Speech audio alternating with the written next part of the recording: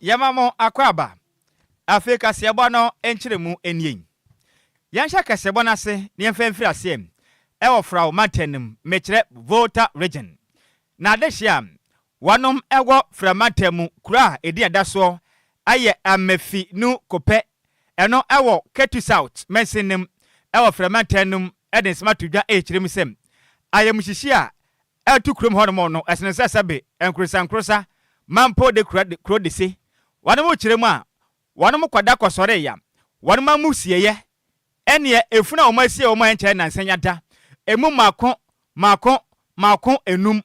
Enipa bi atimi abo ede awura wanom amusie honom. Atime kotutu nipa no. Ema madankase egu monten ema muti de. Omatutu nipa num nyati atimi de afiri so. Na de je ne chirem sa asem wei esiye. Endrada na eyewukwada. Kutonima aboseme ne da etoso enson. Efimpi mienu ne aduonu enum. Na emperifo amada eye kronu mu honom no. Wanom chirem sem owura bia ne dindi eye Mr. eye kwashi eye sananya papai omukwasie ne nche kra. Na za wokwaya na mu na nipa bia tu ato honom a ne ti entua so.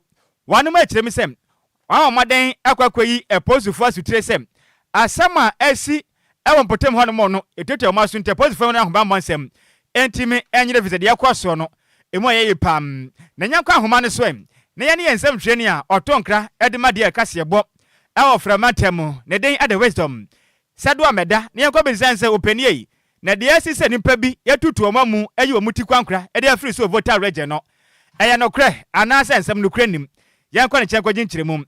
Hello Majo. Eji so bra penny. Wisdom Adwoa meda ne mpom design. Nyame ado bibia boko. Ya de yankwa ase yanso de ye ho den ne sesa betwere kwankra no. Nyame ti woni de ma se eni ji wo ho. Wisdom. Bra penny. Na framantem Ketu South.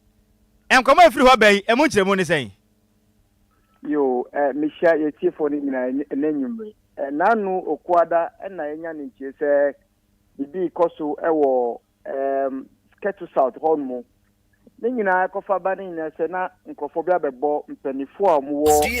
Ko bia ye fe ekro no amensinu kope. Amensinu kope anu so South South honmo baby. Enti omunya ne nchie se obia be etutu efo na omusie dida. Ewo ho obia bitun egu ho na omutwa omuti. Eni omu part ni bisu kan ho. Bema omu bema ni bi ni obi mu nsa so mwatwa ni saso aka ho. Enti enya ni ntie no edri meka ko ho na ye ne nkofo no bi ebonkomo. Ye kofa ba ni nyina sa de ni sie na mpanifo ne chromatin for mu yo mwadwi so mu a mbehwehwe de koso no behu nkofo a mbeye sa adwuma no. Wonim ade ni sie na enye kro ba akoso akwa kro mienu edi sie no akoye se eye ahafa so ni bi edi ahafa so ni bi eye kro mienu enti bebi ade ni isi no wa wontiri hu se ye amenfi kopefo na ye ade na se ni fabie fe ho so ajolo kope. Okay. Lesi enkro na koye mienu na omakotutu amu na afiri honom. Emu na afiri ho enti bebi pocha mu tu funu de na akoye se eye kro mienu de enye kro ba ko de. Enti mpenifo a anase de edi kro so no eye Mr. Kwashi.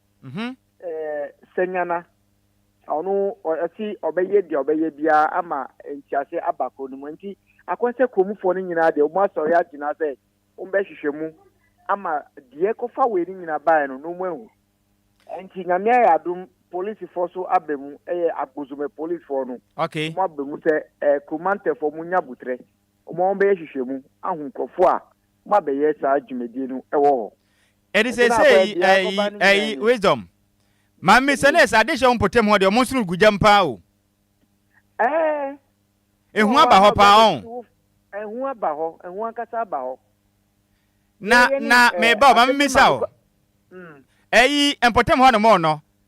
Aya boys no omuji sikadura na. Asembe manu su ma eti asese oho na on se boys minu miza bi edi Benz edi ade abako ma bra omu nya adwuma bia na akwese skedro sem no kakra wo ho.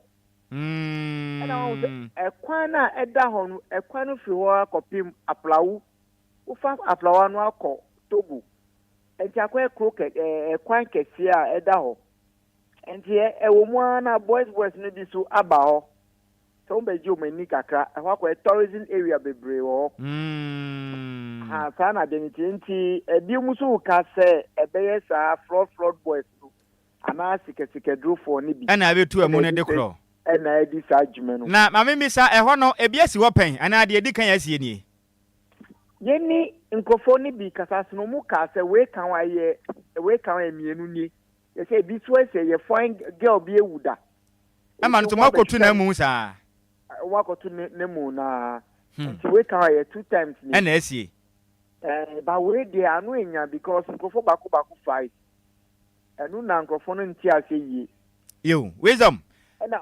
ukwe musamu ka ahifie like ahini hu so asem bi so takra ejafe na be die kira hwe se okay enti wonim kwaso ade a kire ne beto benkum ni fa ne besa ba wonche me ya do mekina na ya ba abeji mu kire mu why yo mati brafe ne da se bebre ni amandbo ya da se eni pa wote ne nkan aye de e ka se bo na msini a otonkra edi free framantem edi mayen ne den ede wisdom sedo amada ene yete ne nkan ti framantem eni ba makoma enum a efuna yesi wo nipa bi akotutu amu na tete amu ti ene wo mo nsa na wo mema bi afiri so a ha eden pa na so be nden sika yento akase bo no so wae Yantua Kasia Boneso na Inspector General of Police Dr. Christian Tete Yohonu edin sama betu isi anim se abatu ablekuma not for ekoto yeso mu yimra shebedwane e won fimpim yenu ne aduonu na yabatu onim no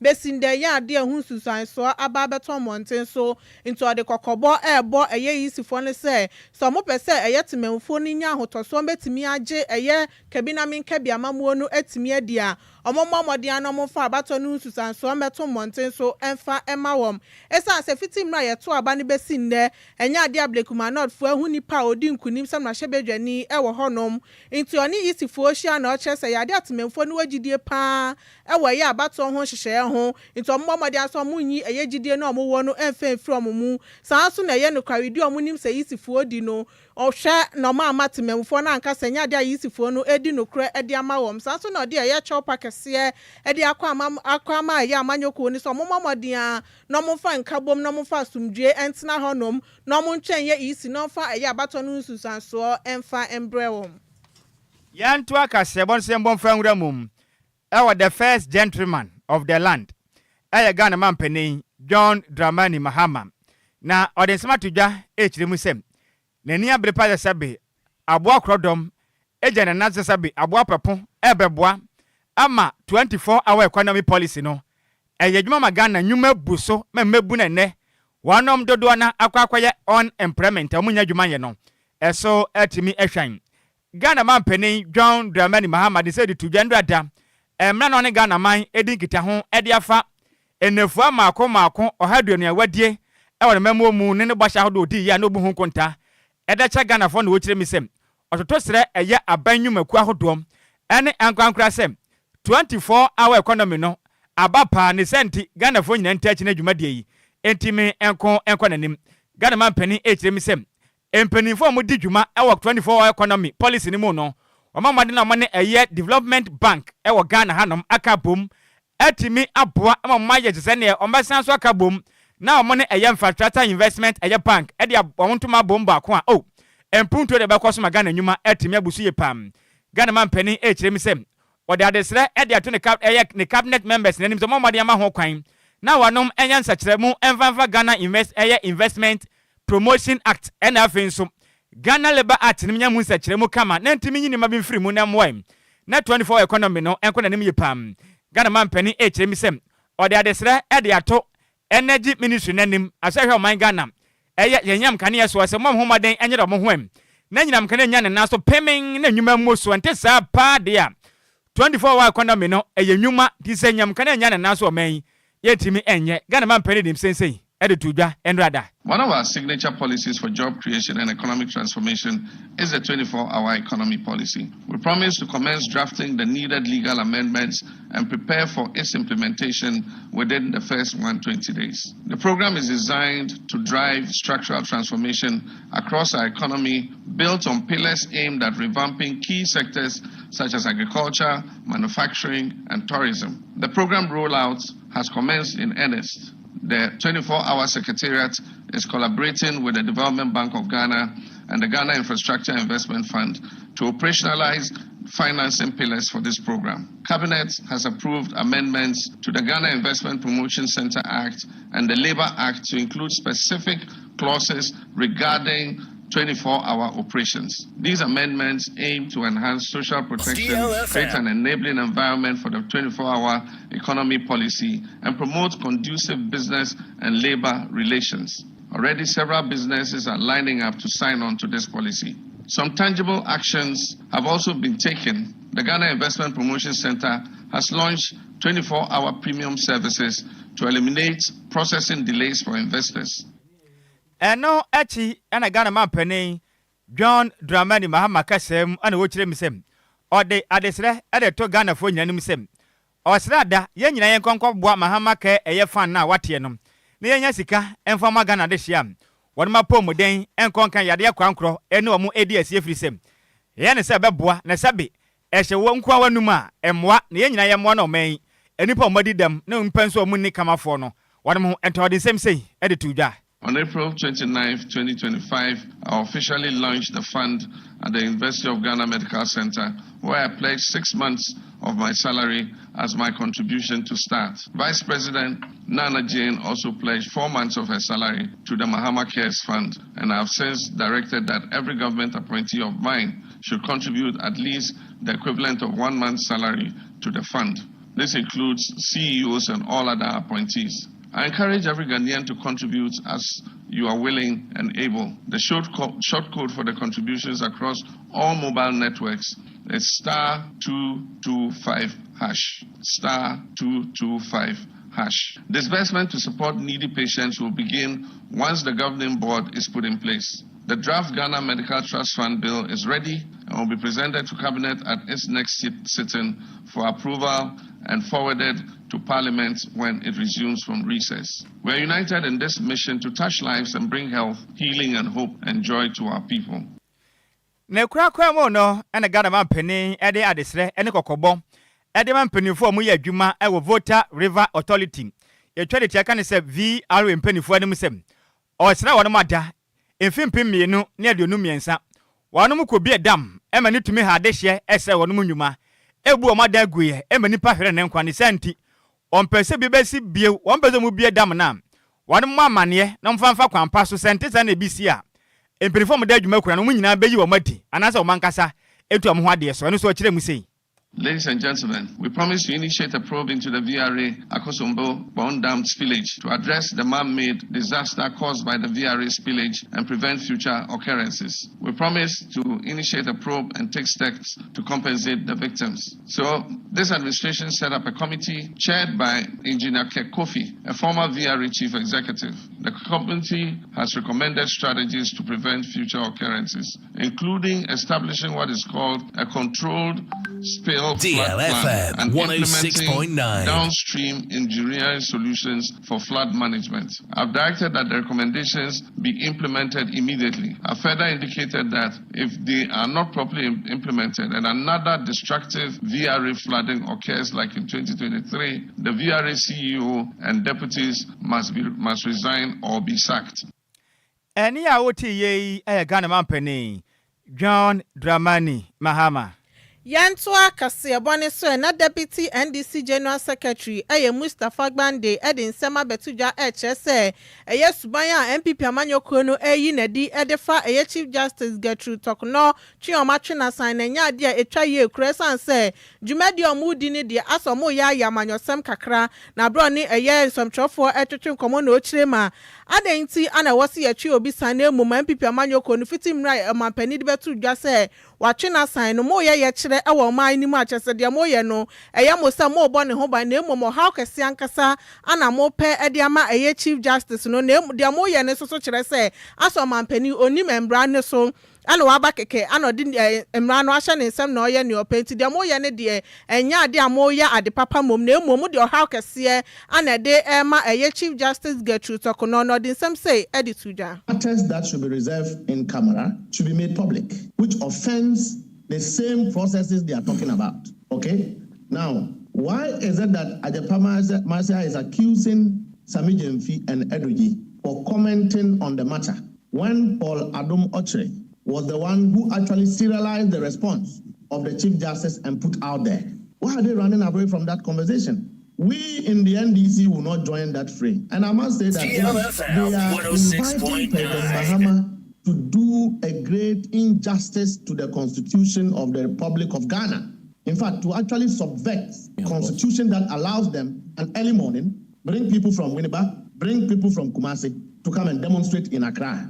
So I'm saying that they have demonstrated, at the end of the day, the inconsistencies with which they have finished their demonstration is my trouble. One, it is no longer just that Justice Tokuno was unfairly treated, but that they can see into the future that President Mahama would have to go a third term. Does he want to go for a third term? They are so scared. Does he want to do what? Does he plan a third term? For which reason this is all been part of the orchestrated plan? I mean, why are we being invited into this destructive conversation? Is it in the place of the MPP to determine constitutional interpretation? Eniya wuti ye Deputy NDC General Secretary Mustafa Gbande. Yantu akase bone so ne yamo emfa nwura mum. Ewo MPP osono kokrokra mayoko na kache. Na meka sei ayade a obo osono no.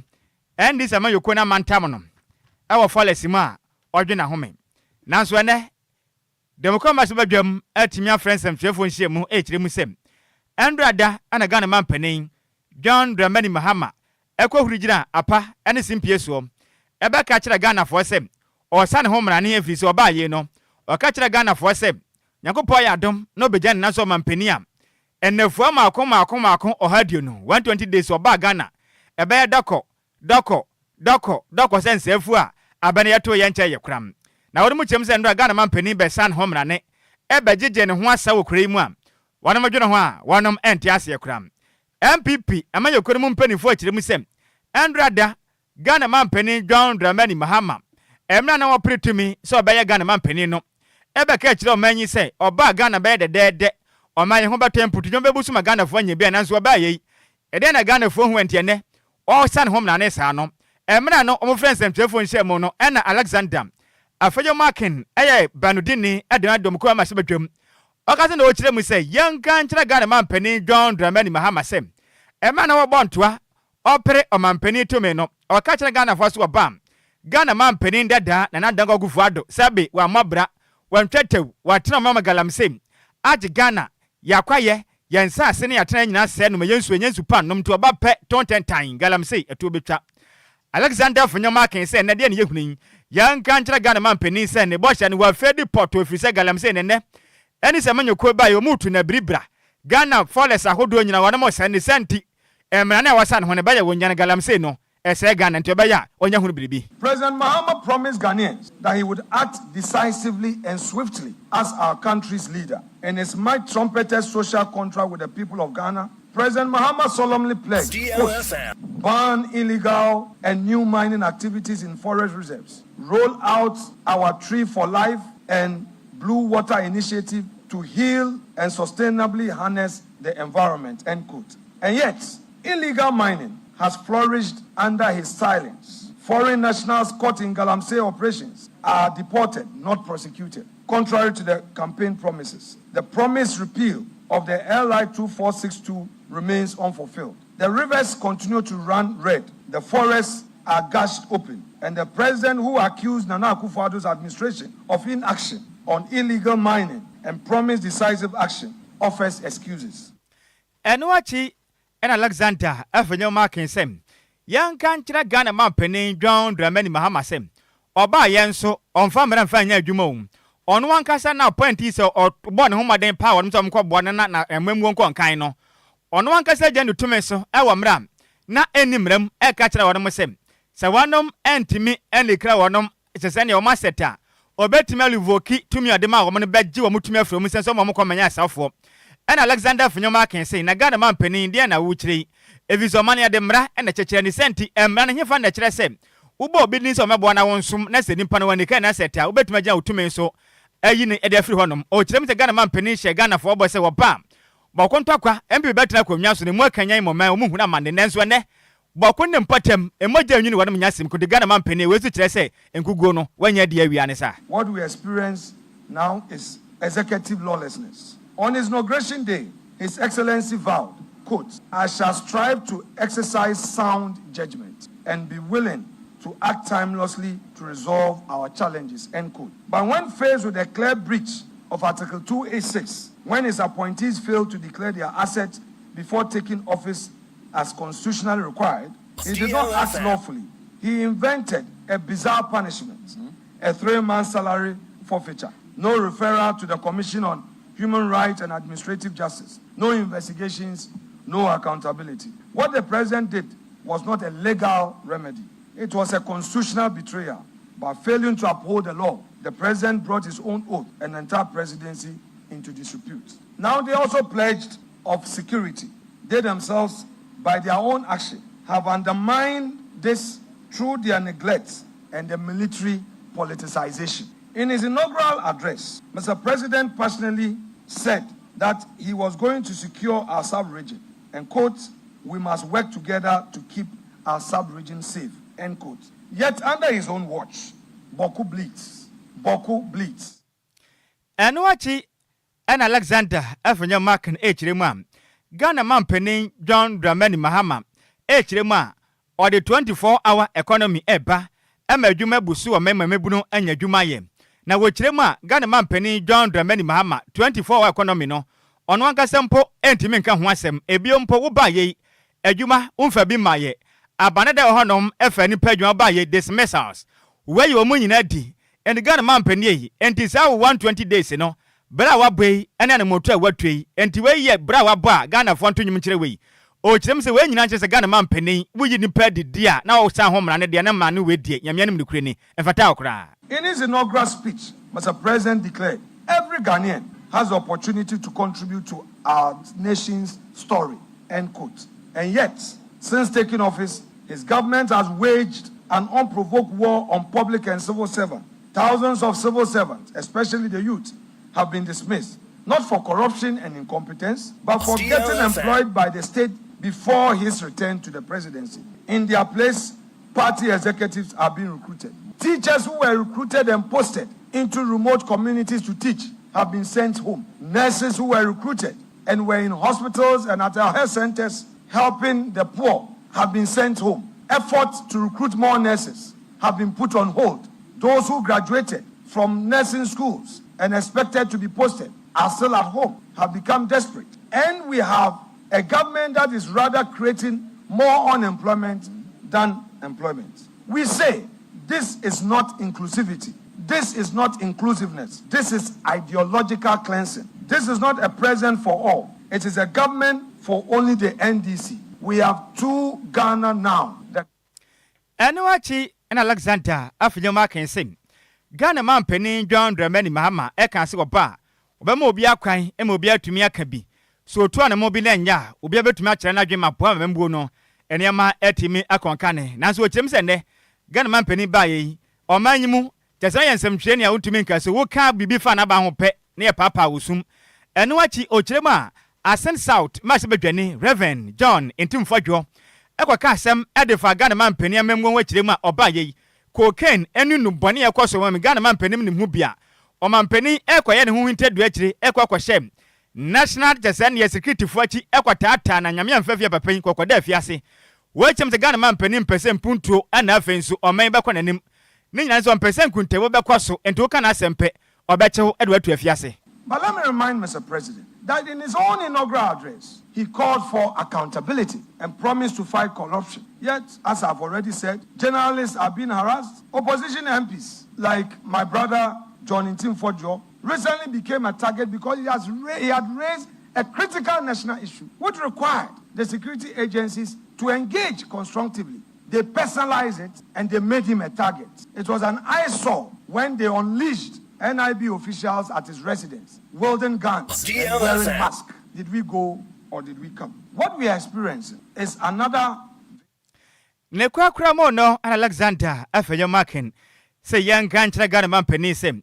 Se nani abre se opese okofa 24-hour economy ndi badia na yemfidi dwuma ni senti Ghana fo behina nyinam kanea. No man peni ba ye ede na yehuni.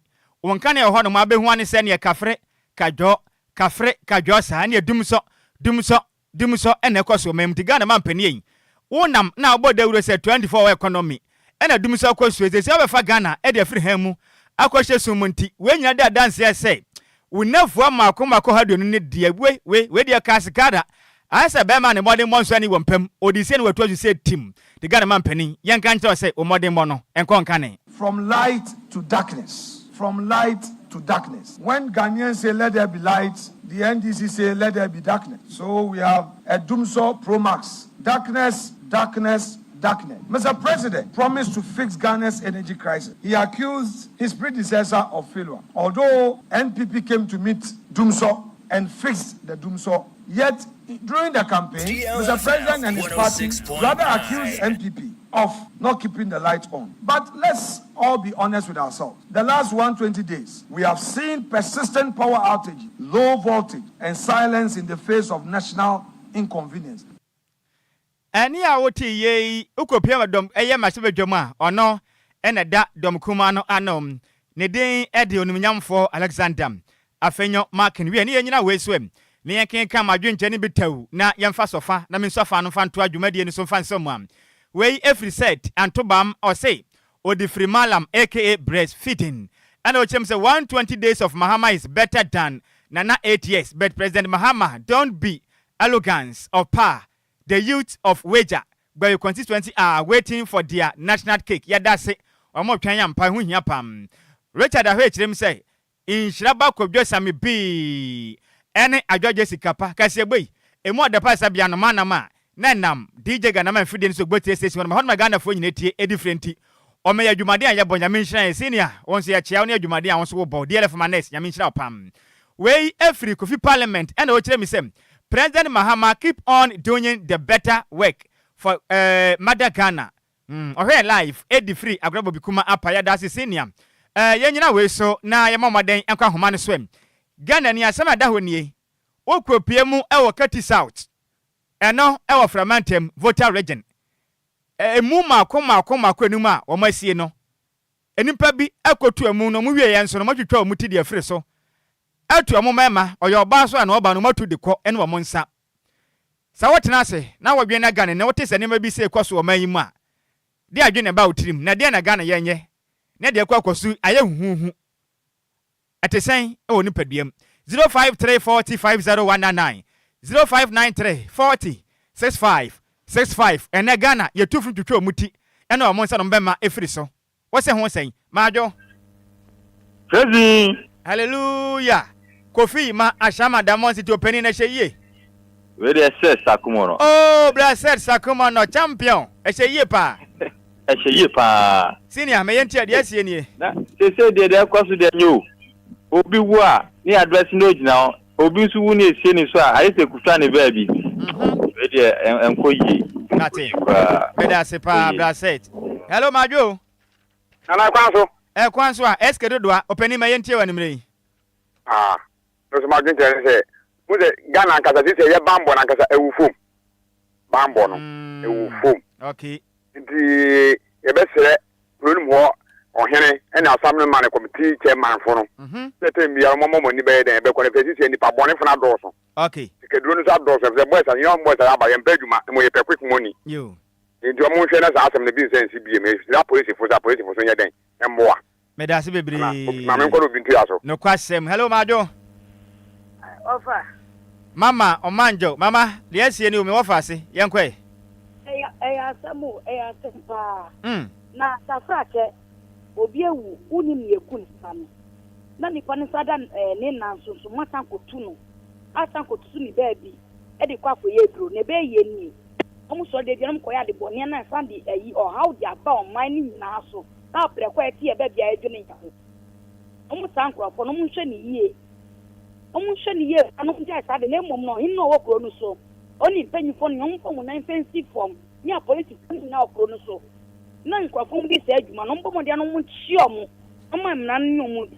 Offer me that.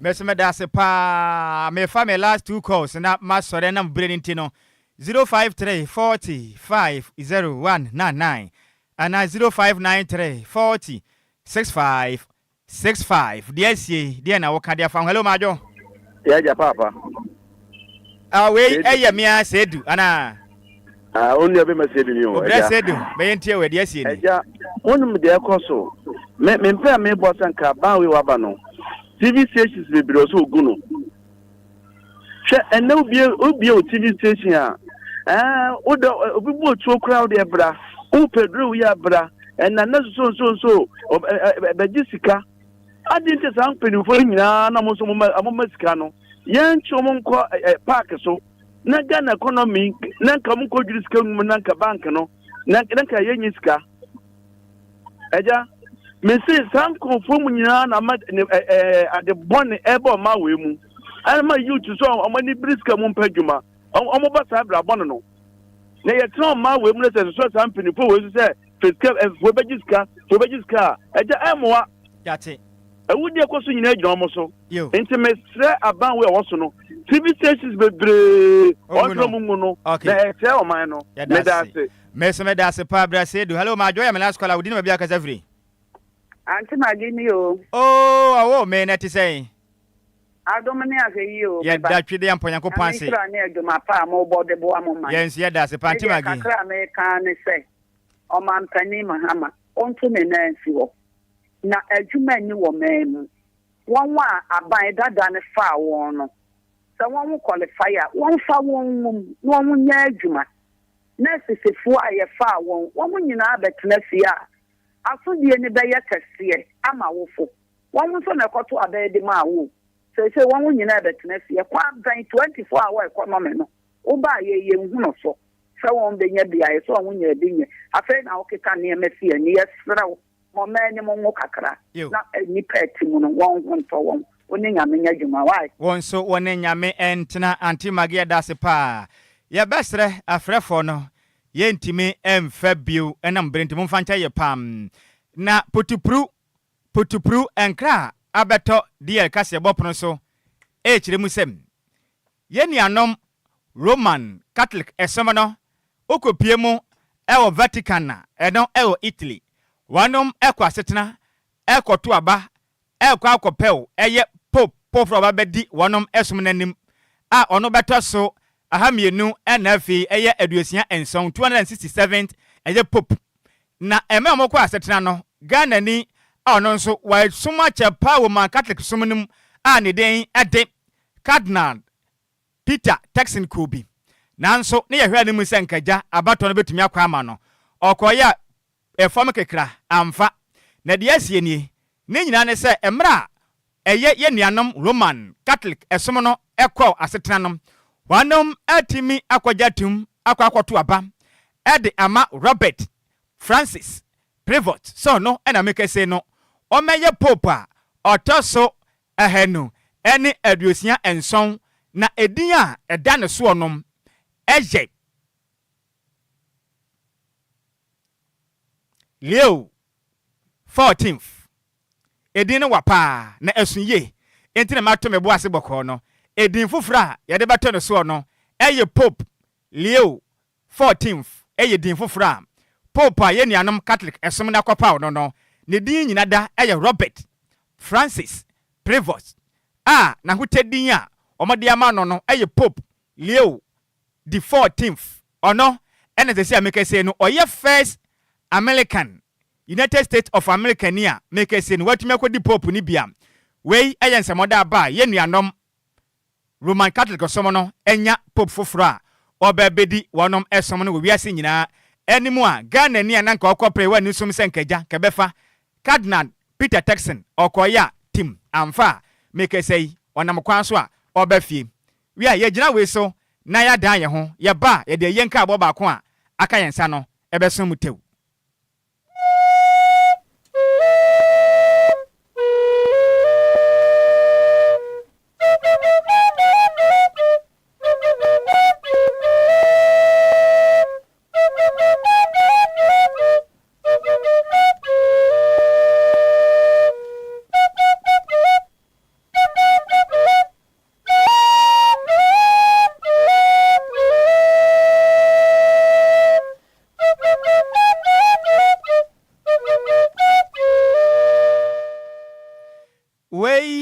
eye enkai pom na ayipaso hina wanom ete eye pasom eye brebo asamwadu ensuna busua ebusia penin nana benyin esen ebedechir abeku dodoa efre no ankre oyi openin kwamena eseku openin kwabra mensa openin kwame ata kwadwo bentum opening Kwadwo Osejan dodo afre no say red ochiame kwaku esun ochiame eja ahin ema ahima eka ho eye alaba pokua ono eye nkwaso hima ewo Mamford wanom ede yaw ena rehwo ede se Ghana fo nyina nu awiesem wanom de hye wanom ade nyina wamudu nsine ba kopa aka nanka abusia eni eda ne so ejem anka Kwadwo tewia na hoteden ede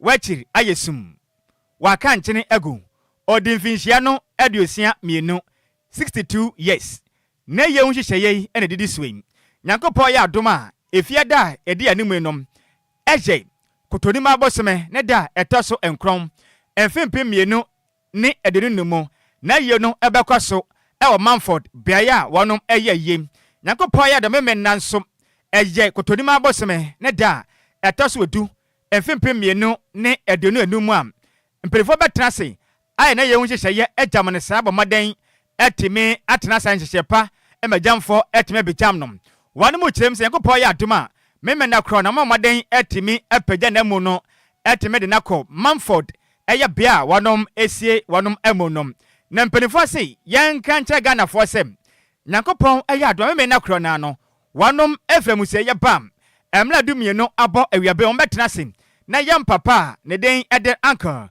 Kwadwo tewia dodo abɔ ne mrane sem wachiri ayesum wanom betena se na wanom anom na chi sikasa na mpanifo se yanka nche Ghana fo nyina sem nyankopɔ ya adoma ne kosi adasom ebe kotonima aboseme ne da tosu du baako emfimpi mienu ne eye aduonu numum wanom bakɔ ne na asesom ewo the Church of Pentecost Central eno ewo Mamford na dehia se yanka nche Ghana fo nyina sem papa ne den ede uncle tewia Kwadwo oja okunani ne den de Adwoa Amponsaba anafem the late ekua entoba make say wanya ne ba bi ekrom na ma oja wano machire no bi eye Nicholas tewia Frisia tewia Agnes tewia Esther tewia Sylvia tewia Sabana tewia Seven Saba Kwe Matilda tewia Samuel tewia Amanda Kwe tewia John tewia Emmanuel tewia Ida Kwe tewia na ojam na nanom mema ene ema enwotwe ana afenso eye na nanom ahodo oja wonu akire nyina nso eye mako ensiam enti eye abusia edia eda wanom so eye brebo asumadu ensena busia wanom ewo Mamford enam kasafide so ede yaw ena werehwo esigana fo nyina niesem ye nyina da yenkota wo machi na wanom empe wo mode hyei echi kurabia na sabi ayono a enka obeba efise sabi na chi apa no so enye ono a ena opam we nanka yebo no esi ye nyina we sena kase yebo no ye mu nukom se pon kase bode wo semufo ne ya maze meberantwi ene se mu ede ema yen DJ Omale de kopie mu e wo Facebook no esom akenkanfo a yesi nkonwa ebesum animre no edi ameje so eye takwade Kwadwo krom twabewu de hye konkron Nhyiraba Kwadwo Sammy B ama hoteden ene ehun suompani mene Adwoa Agyei Sikapa ya sora hwan na eba Apakan GH ono no oye hwan or the sports na ebre or the sport no ya kan dey say wetwim agopramanson aha say ne me hu say Ghana mnante ne kosi aka na meboa omo ekosi sen we hwe bi yeah ba studio no de na chese ma hye baako na hwan na hye baako Ghana fo hye baako na omo pa na say mo da so bo na mo gusu bo nti Apakan ba Ghana fo be hu de ekọ enti yentwe Apakan Apakan na nkasa no menim sa ne din Apakan je obekire mo Apakan na wote ase meti ase de ya Apakan ye ade ahemfotenemu ahemfotenam omotenemu a ne ahenkwa no e de esisi omokon ene Apakan wo bre o krachi enye mwanwa se ni mu odusa wo bre papa Apakan ne kire se ade a ohene tenam e de kwa adwabo ase ye so a ohene so ene no motenam ene Apakan no nunu ya be men wo bre Tigana info nyina tena no so sika yankwe wate ya ba munyina mo ene tia ade hye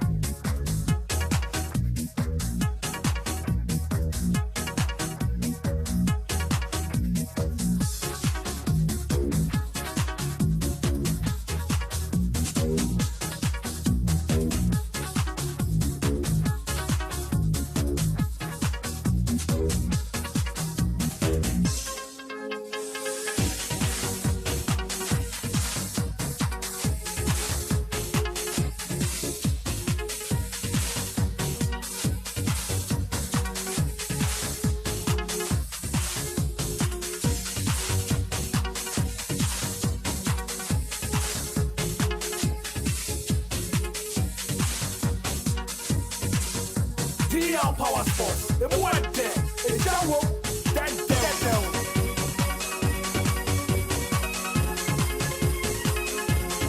DL Power sports. The more there, the jawo, then down. DL Power sports. The more there, the jawo, then down. Yau dagbe wotro ya melegbedura no vinyo fogbeto fio wotro ya chagamagbado megba noyin sports ye metwogbo no yimenko enyu DL Power Sports Update mede kuku no wotro ya yomadana grona mada na amesia meprofomotofio no chome radio adre DL 106.9 Sports air dimila ye me no metwogbo no wotro ya tamede kuku no radio wa ngba delegia naneno gia anyami ganyobi tuobele bo no ko ye Facebook e YouTube bekene hefia no yo mingabo be she bekene watashe kun woke sports ne ba gbaji DL Power Sports Update menkpabo fai gbekene ni ochemoku ni mokwake moko ni mofia moke radio afo DL 106.9 Sports non yes more ni watashi gbekene wokeba kaji radio abie ani na phobia we ni BP yes sports mi no wokeba babo gbekene. Good evening to our cherished listeners and viewers watching us live across all our social media platforms. Thursday evening we are back on radio to bring you DL Power Sports Update. So please don't hesitate to call a friend to tell a friend that DL Power Sports Update is airborne live. Ebusia ma menyina we so na enanyumre bibia wo bia no mema wadwon ema wakwaba emfamra Ghana ene nkrampumpuni mantem agiatum kasafidie kase ba kopeso DL ohani nsia achiripo enkron yawada enyumre mrewedu se agudie momranti yesinkunya na fiti anopa beka wia ene enyumre agudie wonsema wodo a etwetwagu Ghana yenyambotre akotase aboa no de akomasemufro ono nso agyebra transe wawu so asone so krogen entebeni nyina wayi afimni aka edie ose emodu otiefu editie se wote ohwefu edihwe se ohwe ena yen okafo nso no edika se ye kan ne yatranse a yede ebabesomo ebusia eyagudie wonsema ebumfumpa edi adanada ne ani adencheche ewa bibirim a Ghana eni broni cross yatoredin DL Power Sports Update ebusia yagyebere yakota sensem na boaboa no abone bede yebe sanimu edi agufam diamao enti baby a wobia tami kuchu na agyebere yede nsam no eba na yemfasida kese emfama adwumaku a ye from Lumba ensupa mabodi ni sen emprensa ene ubepie mo Ghana ha na bani insu a yanom nko ade the king of the kings, the champion of the champions, the numero uno, number 1, and one Lumba ensupa, insu a yanom wɔ Ghana ade no ani Lumba ensupa, na asoya omo ye nhwehwemu e de fa ne ayedi ene ne ayanom omudin e de Food and Drugs Authority. Oma ye nhwehwemu agye atum se oba Ghana na opensu emu te na ye kama na ye better ekɔ nipadua no a ebe wuru nipadua no na emfo ha obi amra odia eno ani Lumba nsupa enti abusia wa no Lumba nsupa ne bi de a na wa na opew ukɔ no ya no de ne bi na fa oyam de a wa wasem enne nsu a ya no wɔ Ghana ade eno ani Lumba nsupa efiefie momfangu fridges momonom enkwara ne ko school amomfa ma omo no momfa nkɔ dwumadie bi a udi bia fasom wa hoho ewo dwumadie na ase ena mo amotonto nsuo no nsu ane obi atɔ ayise woton no eno ani Lumba nsupa ade bia fa nsu a ye no mo de ebusua eno ani Lumba nsupa mema menka sambre enije sam ene se ye wone bottle ene ye wone sachet enti ni awpe bia obetumi enya bi atɔ ya to apete enti ba bia obia no obenya bi atɔwo enti danceman ene ne mpatamfo no mobewremu ewo madam Abanyameche akache ewo Pietus Lane oben Lumba Sport no mobenya bi atɔ ewo na akache monfrem madam Abanyameche ewo 0557 349 401 ena fenso ofanko ne mpatamfo no Mama Vic akache ewo Sport M Washing Bay mubenya bi wo number monsabe ka Mama Vic ewo so no eye 0500 680783 Lumba nsupano opebi ato aseye bottle ana sachet no ode oba DLFM ya kachi ya yewo Enquires Agbogba Junction yane Wisconsin International University no ena edi impunimpu ya ka impunimpu a yedi animhwe Wisconsin for no wa ani yanso ye wa ode udu Agbogba Junction bi so bia se okɔ DLFM obekire obebia ye wo oba bora ye reception oba beto abayo bi wo ka kire nso ope Lumba nsupani bi atɔ say ye bottle anasa she obegade o na wetumi anya bi atɔ na bibia ye kama be bibia wo bia open ne dodo atɔ a friend numbers we ye de begu hyem ne abeyidi ama ene wo order no friend number ne place ene enquiries bi opese wo ye e de fa Lumba nsupa no friend numbers no eye 0345 0 no abo 5 miensa 27 47 57 0555 0 no abo 5 miensa to aso no abo 274757 ana 0577 475343 0577 475343 Lumba ensupada romanda nwumre ya tenase ya bo nsem ne bede ye be sanimu e de agu fam de ama from afar kwame afum eka ho ye de ensem no eba DJ Omarion abefo ntentan kese so Facebook and YouTube orient water fa okwa obetumi anya dwumade ne bi ahwe na bibia nso aye kama ede ama me ameti akunya kese mo ede ensem no eba na di amege so no eye ayensu ano de hye Apakan GH the blazer ki yenti we yaba yebesi fam na yede nsem no ede asomo Apakan GH wode nyansa de wadiawo wo interview wo kasai wa hobrase wo radio mu kire se wo yo pabe ne wo radio mampa enti agagru Abusia yensi fam na yanshe nsem na se enanwumre amfa emauria yansha se emfanfi CAF men's under 20 okopiem ewo Egypt abusia eho na eguso ekoso dedende a enye asem ketwa na group stage no na yeguso a ye born dedende na ene group C no third game no etumi eba so eye Central African Republic ene Ghana na edibo ani na game no ekwawie no na Ghana ya share kabako a Central African Republic and to me anti ande no aye ni jesama ya sage 3 point and so e want so far no o share result ya channel no out e yen 3 group stage games ya bo group C na say NHA yen first game against DR Congo obi a share yonko e kabako draw NAPM wo and offense yen second game no yen Senegal de bo ani ya bo me kabako pew omo entmanti yen ya win wo 3 point and yasabe show maya ya freno Central African Republic ekabako pew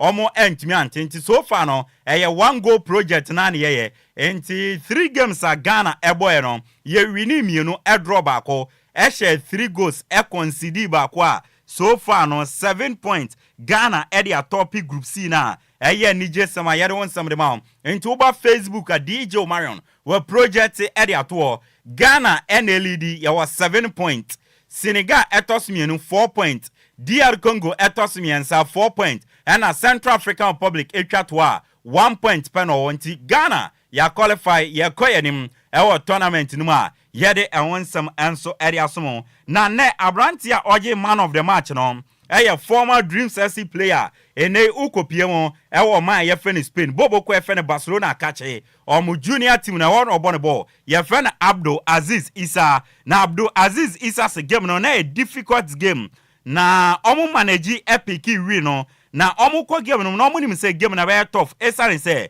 na Central African Republic for no epic win na omu dey qualify Ghana so dey yenya draw kra na nka yetumi qualify dada na omu na Ghana mrantie no epe 3 point ni nyina na omu dey topic group no at the end of the day no omu tumi nya 3 point na omu dey topic group no Abdul Aziz Issa.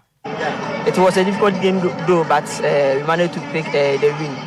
We knew it was going to be a tough game because they need a point to qualify. They need a win to qualify, and we also need a point. Although we have qualified, but we need a point or a win to top the group. So we know it's going to be a difficult game, but we thank God we got the win at that minute. Abdul Aziz Issa ene ono enoje man of the match our Ghana under 20 game a yeni omaya ya friend Central African Republic ebo no na no di sem no dia tudwa ya Bobby amawate Desmond Ofe ene training coach ma Ghana men's under 20 team no ya from Black Satellite of Ghana na yebisa se coachito wa brante wu key player ya friend Jerry Free ya tese webu na ketem fi Ghana team na kache na ni achemo ni bobo ko si akande mom Spain second division ya from CD logo na na akande afasa ansem no na say Jerry Free no oye incredible talent oye true leader and an incredible guy obia nim ni situation oba no na nka oba no kra no na nka ba no yedin esanse we no enye FIFA transfer window inti team bi Johnny player de amawa na yedin inti team no de no mo nim situation e dada anti abrante na ba okọ na abrante en ekọ no mo hwe anim se obesanso anya akwanya aba na waba be ka team no na abrante ne kọ no omo be kunkoden na in the absence of the guy no ometume making him proud.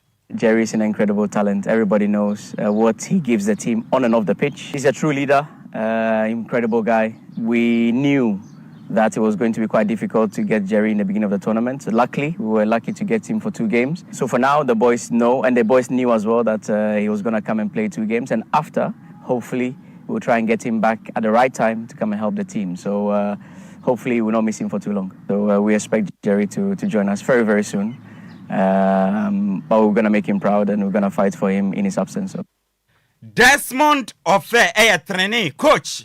Edema Ghana men's under 20, the Black Satellite of Ghana. Yada sujira under 20 na kache yamfan sempina mpeso wo emfamodia. Eric Ofori entry, former goalkeeper Edema Ghana under 20 team no. Wada kotokopen, mediama ene hato folk nyina wada atnemo ediama eno ye Eric Ofori entry.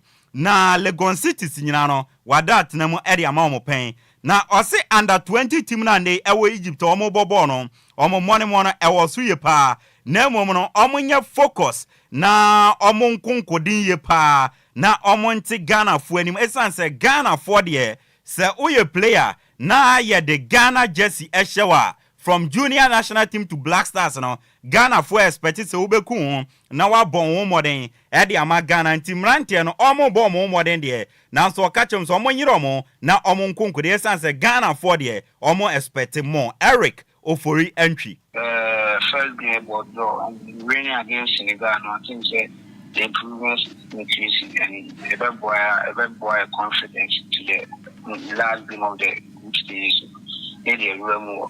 So I think they are doing well, but they still have to focus and do more because this country they always expect good things from any player wearing the GC of Ghana. Eric Oforianche, former goalkeeper, Edema under 20 no and watenenka. Na player bakwa so wa bakwasem ewo under 20 team no a ebe din says abakwasem no ebe pepa anytime ayebe bo Ghana men's under 20 team no automatically ni din ene ba kese pa eye Emmanuel Ajimambedu ni enti abane sane se emra 2009 Ghana be the only African country yaji under 20 World Cup ewo Egypt no ono no ball final penalty kick no ede to atenem against Brazil ema yetumi tebiri sa kruwa no enti ono de oye legend ankasa ede man under 20 no na Emmanuel Ajimambedu se Egypt na ye we no eho ena 2009 yakoji under 20 World Cup no although se no ye World Cup ena we eye under 20 AFCON de nanso Egypt asase no Ghana under 20 eni na diniye na ojiri se this time no sa Egypt asase na yasa tuye na ensi so no eni ye bediniye na emrante no ojiri se omobeti Ghana fo nyina enim Emmanuel Ajimambedu. I don't know if it's coincidence or a blessing after Cote d'Ivoire withdrew from hosting it and straight to Egypt, and that's where we won the World Cup. However, it's different. This is World Cup and this is African Cup, but it's the same soil, so I don't want to differentiate it too much. I'm very optimistic that the guys will make us very proud. Emmanuel Ajimambedu de Tuanen Samson yebi sound say Desmond Ofe na dwuma na oye no uhu ne sen and I say Desmond Ofe a young coach na oye great coach or experience ye pa na adwuma no oye ne de obo adwuma papa na owo eye Desmond Ofe mugidie say under 20 for some time now no e confirm owo gidie say Desmond Ofe betoto nyama na under 20 team na sa sorry biem na fan into my pefra. A very great coach who is very young, well experienced, and he knows the job very well, and I'm very sure that he will revive the national under 20 team. And on the side that we have won the under 20 World Cup, I know they will do well and make the nation proud as well.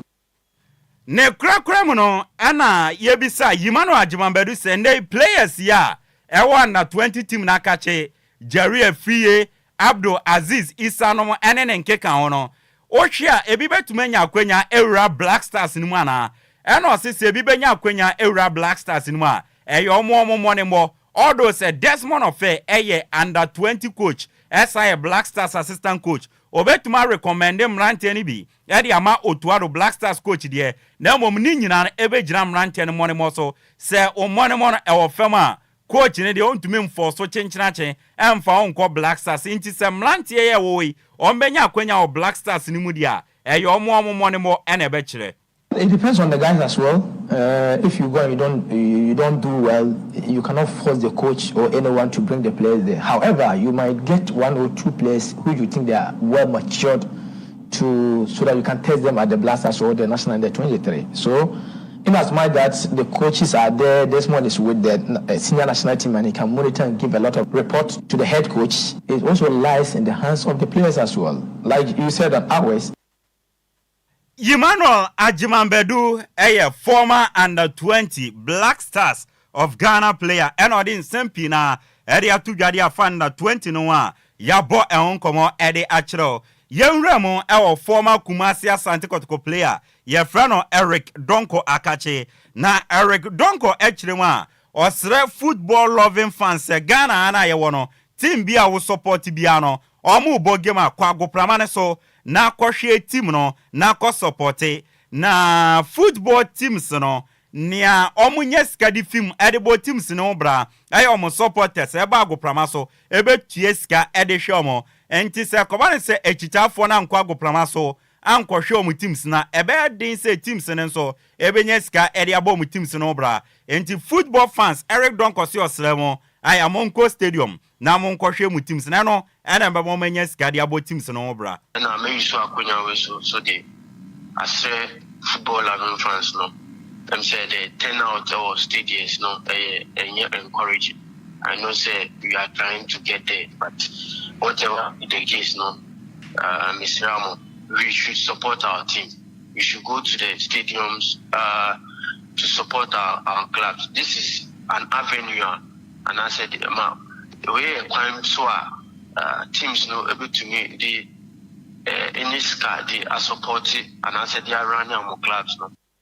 Eric Donko a former player de Kumasi Asante Kotoko ena watene nkano Dano Kwesida wa Crash Sports Stadium Ghana Premier League match day 30 etodwa Heart of Folk anshebi Asante Kotkwanshebi Kwame Opariado ena ye kasama for the Accra Heart of Folk boboko no or say has a chitafo mobile ebe tai team na chi no oda mu nyina se mobile ebe tai team na chi mobile nso no mo krakra mo huye obi anya basabasa ena afen so no se na mo ba nso a mo contribute edema team no omoda masiye papa na games no akaka krebe na abana wie monko so antai House of Folk team na chi se na be ya season be kona wie no na has enyama akoye di amawo Edobia for their support, Edobia, Sophia, Comport, no, Edobia, among contribution, Omodia Mati, a former Tisakano, igniting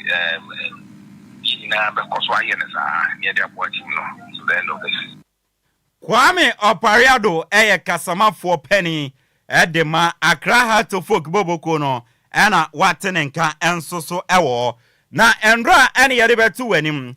Se yenua pani a oye nsentweri a ye friend Mugabe Masi na ene no watumi epushi ema CEO edema Class Media Group a ye friend Alhaji Sedu Agongo ato Elantra car edi ache Heart of Folk ne Black Stars #1 goalkeeper Benjamin Asare na yenua pani Mugabe Masi nsentweri wakasa yebisa ne se eden na hye ni nkran Emma otumi yes ade we no semra video no ebeto abefo ntintan kese so a ohu ye no ena opushi video no ere koma Alhaji Sedu Agongo ena Alhaji Sedu Agongo eto nsade friend say Mugabe Masi eden ye betuma ye ede aboa branti a ye friend Benjamin Asare no say ebe ya ye mpeka bi ne ye mfama branti ena no mu chinchin ya o ma konya saka yato a o mo de abre Benjamin Asare ne esi bia no Mugabe Masi echiche mu yentie the better will be asking. Let me see with the Tiawa, say, as in Petia, yes, I can.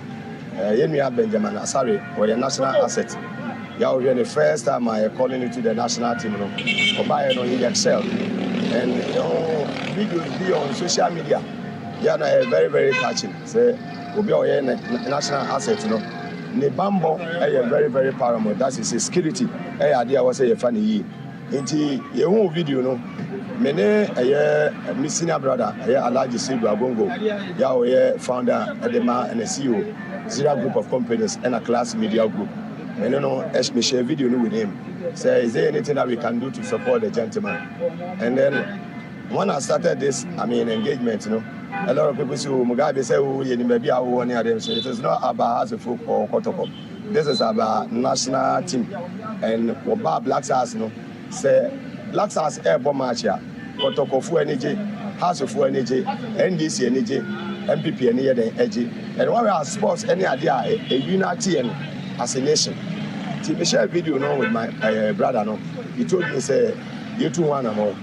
And few weeks you did go to us we'll do whatever we can to support the gentleman. And no any day you present the Kanaman on your friend on our phones and say we have something for you today. And even the coach and no any engage you. But not the management in India, you can't have a conversation.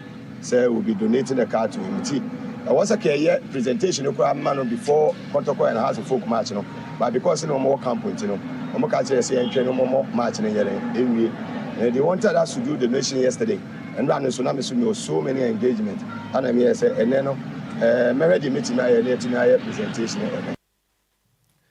Na yenua pani Mugabe Masi etwanen Samson odi tudwa kiremu a ade a Alhaji Sedu Agongo aye ede ama Benjamin Asare no obia emfanhye ne hunkran se nea wo ye bia eni ba bia wo bia no nea wo ye bia no obia ede nani ehwe enti se wo ye bibia na wa ya ade ani ye ena afensu no wo ye nipa dazani a memu wo abomfia na nyame ebetuma sesa wo hyebre emri bia ono nyame no epe Yendia Inia Penny, Alhaji Sedu Agongo Bay, idea was a shady public crying. Say, in Nibaby, and found Memo Bonvia said, the Oya Nipanjo, the Bia will be on Nipa Devon, from Olympics to House of Folk to Black Stars.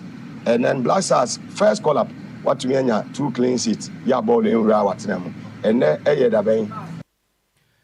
Mugabe Masi, yenua penny or yen training. Ono ana welidi charger CEO Edema Class Media Group Alhaji Seru Agongo Atoka Edi Ache Hato Fokine Black Stars goalkeeper Benjamin Asare Nanu disem Ena Moti Yano Bashiru Hayford a legendary coach our Ghana and o coachi Heart of Lions Bobo Kono na league no almost so press on betumaje ye bisanse coach in the baby any go stars hura beda suro league no over my Heart of Lions and I say until say league no beba na wie no enye over fama Bobo kwa ye friend Heart of Lions on be koso fight na omoni nations crowd game bia omo bebo until league ready until say ebeba na wie no ontumi nka say over my Heart of Lions are omuntuminje. It is not over until it is over. You can't predict the future results, but still we are going to manage as we have been managing other matches and see what we can do for the 2 away matches before we come home. It is not over until it is over. And then we have a match against nations, and then we have a match that's all against the nations. They are the top there. Those top there. It's only nation that we have a match against. So we manage. It is not over until it is over because. Legendary coach Bashir Hayford ena watenenka enso wono Kevin upon a defender edema bebiani go stars almost so pre se ombeje leg no na Kevin upon echirima aka 3 games edema omo bebiani go stars na sa 3 games no omo wini ni nyina ombetuma wini Ghana Premier League nti sa 3 games na aka ne de omo mfa ndi agrokro ombe try so mbe wini ni nyina no maje leg no sure bet na maje leg no ye boy de ye make sure say e be wini matches ye show bi de who ni say it me wini 3 matches aka na don't mean say nti edim say e be koso amai na Kevin upon nanse ana Kara United bomb we kaba kwa mwantumi ante na after say mo lose sa game no mo games aka na mo kwakobo no pressure wo mo so ana no se dabi pressure bia ni wo mo so mo de omo bomb normal game team bia ntumi mo pressure enti omo de pressure ba kokura ebi ni wo so pressure bia ni so even though say e league ajiba pressure bia ni so e boy normal league na e bona de e boy ya je be bi samia and one e be pressure bia ntumi so team bia ntumi pressure ne krakra mo no Kevin upon echirema babia eduyo mo pe league na je no ombetuma gia omo supporters no mu hia ye pa anti babia ni go stars supporters na ebre omadu yi de omo hia mu ye pa mo support omo en support omo se na be ya omo betumi age league na 3 games na aka ne de bia mo nta omo achi se na be omo betumi wini ni nyina no ma age league no. This is the time as a supporters retire when it happens in the game. So this is the time as a retire chi na say bedu baby better there bedu baby better there so say there dey na aba omo support yen na 3 matches aka me intimi enkile for Kevin upon a defender de ma baby go stars ana watenen kan yamfa fie ni si na yenwura mu kakra bi ewa amonone dia UEFA Champions League enra game baako eto dwa na semi final second leg na bobo kwa ye fe no Paris Saint-Germain etna fie ewo France Parc des Princes eto nsa erefre Arsenal de Ghana so mu fi England omo de boani na game no ko na wie na Paris Saint-Germain achi Arsenal bomb kamie no matimu baako enti 3-1 on aggregate bobo kwa ye fe no Paris Saint-Germain etuma qualify akopie mu ewo 2024-2025 season UEFA Champions League final na way the second time bobo kwa ye friend no Paris Saint-Germain ko final the last time ko final no obeka ya Bayern Munich eshomo ekaba ko pew agi kruwa no edi fi omunsam and omusa ko another final bium against bobo kwa ye friend Inter Milan now no Sena Mekan final no is set and on a DJ Marion a project area to Facebook no eye Inter Milan omu fi Italy omone Paris Saint-Germain omu fi France enebo na game no ebe koso ewa Allianz Arena ewo Munich Germany na game no ebe tuma koso na ebe koso memreda on the 31st day of May 2025 and sa game no ebe tuma koso nti now no the final of this year's UEFA Champions League no ebusia bibia set Inter Milan and Paris Saint-Germain and ebebo 31st May 2025 ewo Allianz Arena ewo Germany yede enwonsam ede emawa we hu ne ekọ ene ne eba enso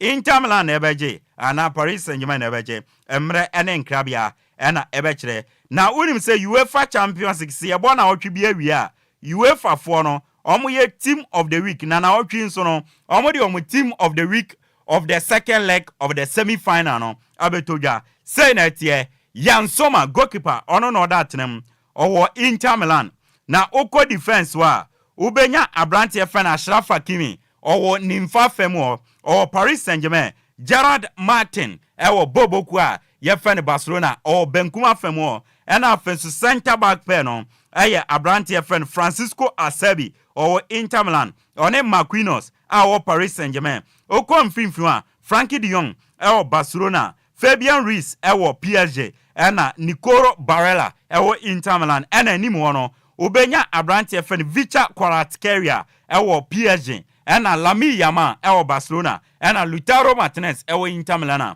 o lead lines no enti we any UEFA Champions League semi-final second leg team of the week yabo enkomo enso edi achiro uremo ewo UEFA Europa League any Conference League na almost semi-final second leg no todwa enanwumre na wo UEFA Europa League no me ne wakase yesi akani sima dunkron 90 minutes Bodo Glimt enshebie Tottenham Hotspur enshebie first leg no Tottenham Hotspur ewremo Bodo Glimt fie ekọ me kamiensa omutimu baako enti Tottenham ehwe niye na omoyiro mo dia enyama ebetumi akoyi ede amom enso wo a yede ehonsan enso ede ma enti no Tottenham Hotspur ne akika kwedie ebia ombetumi a qualify akọ final na enso wo ena yesi akansima edu no Manchester United enshebie Athletic Club Bilbao enso enshebie first leg no Manchester United remo Bilbao fie wo Spain ebo meka miensa omo endman di mayu de niaye omo ye omo nyama ye omo nso ebetimi akọ final nti ye likely say afi Europa League no ebeye England for mienu Tottenham Hotspur and Manchester United and ye likely so betimi the final no ayantam so ayere wonsam edema Conference League semi-final second leg no so meno kase yesi akansima edionu baako Chelsea enshebie Jugaden enshebie first leg no Chelsea ewremo Jugaden fie ekobo meka 9 omutimu baako ntini ekika kwedie wanhwa Chelsea nso no ebekọ finals enso ewo en offensive Fiorentina enso enshebie Real Betis enshebie first leg no Real Betis ebo Fiorentina ekamie no omutimu baako enti Real Betis enso ye omonyama ya ombetumi akọ final nso nti wanhwe ya Conference League nso no ebetuma ye Chelsea and Real Betis and ebebo final na yadani echirinsem edi achirewa enyasem ketwa na nansia Trent Alexander-Arnold ebu na ketem edi fi boboku a ye frɛ no Barcelona ana Liverpool na o announce ye se season ba na wie ya o fi boboku a ye frɛ Liverpool akɔ ɔkɔ Real Madrid anesa na niameti ene se Liverpool fo ani abre se Holland fo abrante ye frɛ no Jeremy Frimpong a o Bayer Leverkusen no ono ena omo pese omo kofa ne ba na ende otumi ebe replace abrante a ye frɛ no Trent Alexander-Arnold ewo benkuma famwo ewo Liverpool a yabo enwonkomo enso ede achewa enye asem keto akra na Rodrigo eye Brazil player obone ball ede ma boboku a ye frɛ no eye Real Madrid na report eba ene se season ko na wi abrante ye frɛ Rodrigo no obebu na ketem ede afi Real Madrid akona Real Madrid se team bia opa abrante no or the 100 million pounds and 100 million euros ede ba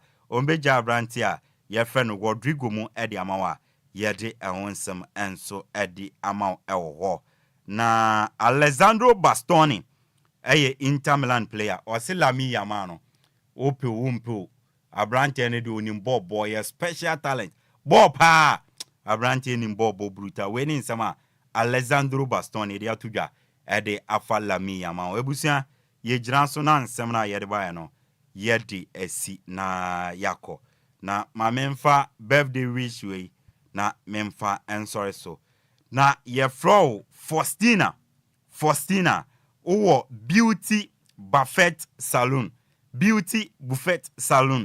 na Faustina we efi ye managers Madam Mabel Enquiries or say enakwa ye wawoda or we show happy special birthday and from Madam Mabel Enquiries to you Faustina our Beauty Buffet salon ɔse enakɔ wa wude de ɔsrɛ nyame nhyira nyame yiedie nyame bambo ene ne nkanko ede ma ɔne ahwehwɛ ɛwɔ asase so bia no twedi ampo nyankopɔn ɛmfandom nti once again from Madam Mabel entry to you Faustina of Beauty Buffet Salon ɔse ɔwehyew happy special birthday abusia yɛde asi yɛkɔ mo amohwɛ wɔ Facebook Frank Amenu ene Efua Adwoa ene Anibia Agnes squad ne nyina no yɛnchiechia mo nyina Kwame Afum from Afar Tayechi aseda eye ne de Omarion ede yanko Facebook ene YouTube ema unya bi hwe me amede nsam no ede ebesom na di amegeso no eye ayensu ano de hye